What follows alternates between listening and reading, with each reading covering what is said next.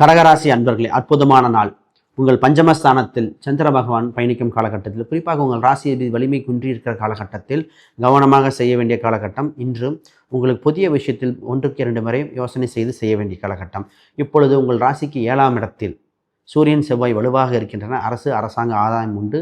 காதல் திருமணம் சம்பந்தப்பட்டது திருமண உறவுகளில் வலுப்பெறுகிற காலகட்டமாக இருக்கின்றன. இன்று கொடுக்கல் வாங்கல்கள் சீராகும். வர வேண்டிய பணங்கள் வருகிற காலகட்டம். புதிய முயற்சிகள் இன்று அனுகூலமாக இருக்கின்றன. குறிப்பாக உங்கள் ராசிக்கு 10ஆம் அதிபதி உச்சம் பெறும் காலகட்டத்தில் தொழில் மற்றும் வேலை சம்பந்தப்பட்டதில் புது முயற்சிகள் எடுக்கலாம்.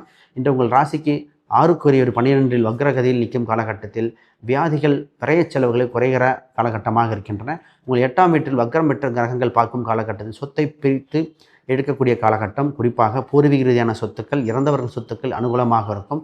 இன்று மாணவர்களுக்கு மிகுந்த யோக பலனை கொடுக்கின்றன. இன்று பெண்கள் குறிப்பாக இன்று வளர்ச்சி, தொழில் சம்பந்தப்பட்டது புதுசாக தொடங்கக்கூடிய காலகட்டங்கள்.